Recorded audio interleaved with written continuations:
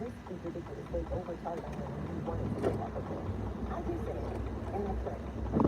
Right? Should be as vocal and as forthright in an answer position. Right? When I was just being a contributor, I had a different role. Another line. But I have to moderate a conversation where I can answer every question I'm asking other people. So sometimes I agree with the person who's answering it, and I don't agree with the person who's answering it. I try to say that. But one thing that was really bothering me about that trial in particular is, and you can set aside, frankly, all the backstory of violence. Now, it's hard to even say because there's a huge backstory of violence there. And y'all broke the video. We broke the video. But they didn't charge that. And I think what happened in that case is, it's that prosecutorial discretion that is very difficult to navigate. On the one hand, just because you can do something, should you? So one of the issues of having that case is that the new standard to bring RICO for that type of case? Were there other matters to bring or other cases to bring, other charges? And should we have caught it much sooner? Why wasn't the original case brought? Why were the violence cases not brought sooner? And what message does that send in the long run to victims that you try to bring in and tell them, it's a grind, I want you to testify. It's worth it. Please, you're arguing not just for yourself, but the next person down the line doesn't want to be victimized. You try to convince that person to come forward. Well, now you wonder if a very public trial and the person comes forward and tells the most intimate, horrific details of their life, how much harder is it now for the prosecutor to come back and say, no, forget what you saw. You should still go forward. Because it will still matter theoretically in the end. It's just a harder case. And so even if that person doesn't want to go forward, there's a callousness you have to have that says, well, I'm not here for you. I'm thinking about the next person who does not want it to be them. You were an assistant U.S. attorney, U.S. attorney.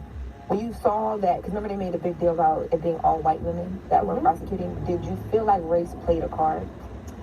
I think that race had a very big part in the assessment of this trial and the court of public opinion. Let him out. Because people thought, just because he's the police don't mean you gotta let him out. Because this is a black man who's achieved a certain level of income.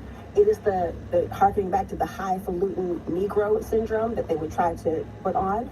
The Mann Act use in terms of how that was looked at. Remember, that was the case involving, Jack Johnson, who was a boxer, who was convicted of it for having had the audacity to date a white woman who happened to also be a prostitute one time and married somebody else as well. So I wonder if that was a part of how people perceived it. But there is always going to be, with the messenger for a jury, how condescending you might appear, how judgmental you might come across. And there were certainly elements where I found myself wondering, watching the jury, watching the presentation of evidence, how did that read? For example, when someone would say something like, right, as an example, yes. Out of all the things that came to mind, but or that might be a comment, and the person was like, well, who would ever do that? That's just, and just very sort of disgusted by it. Now, you could be disgusted by it, maybe it's your thing as well. The problem is, in this jury, they weren't asked that question. I don't know in this jury of 12 or how many people, how many of you might get off on that? Or how many of you might feel as though, well, you shouldn't be in my bedroom, so don't judge that. But why are we here about that? And so you always run the risk of coming across as, whether actually as a black prosecutor or not, as a Karen, as somebody who knows better than you and is going to elevate it to the authorities. Do you think that is right? The jury? Based on the presentation of evidence, there was no other result. I was surprised that so many people who weren't inside the courtroom every day and weren't watching it and maybe were reading transcripts thought, there's no way he can't be from RICO. And I thought, well, based on what's been presented, you are making people connect so many dots. And RICO's complex, you guys, right? You've got to bridge all these gaps. And when they didn't call people like the right-hand men and women of Diddy, I wondered if the jurors thought, well, I've heard a lot about these people. Why am I not seeing any of that? Why is it a one-man RICO? Yeah, why is that? And the thing is, you could technically, one person for conspiracy is enough.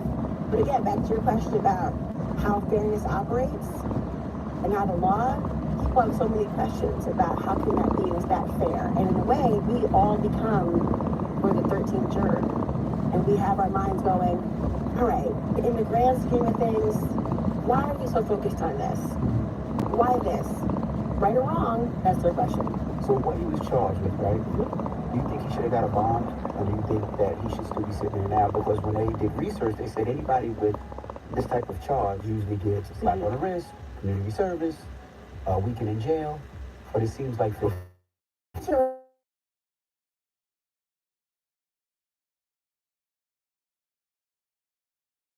Oh, where your brain at?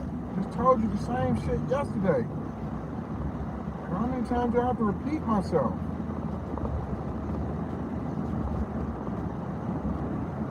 You get on my nerves. You constantly ask me the same shit. Where did you go?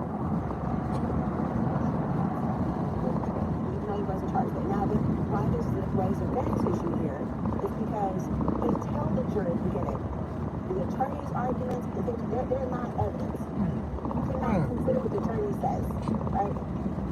But the judge said, the judge considered the fact that he was violent. Yes, that happened in the hotel lobby or the hotel hallway. That absolutely happened. But he can actually look at those things to hold the person longer. Although I do wonder if in holding him now, it makes the judge appear that much more objectively harsh.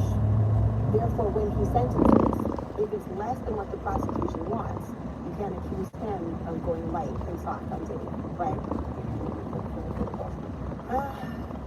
I would be surprised if it went beyond 2 or 3 years, with 1 year being pregnant during time arguing. I swear, the worst thing I can do is repeat myself consistently. If I done already told you 3 times yesterday, plus this morning, that I gotta go to Bell Tire, why would you call me and ask me where did I go? Like, what sense do that make? I swear to God, women, man. There's women for you. Like, where your brain at? Just told you before I went to the gym, I'm going to Bell Tire this morning. Just told you this. Why not just listen?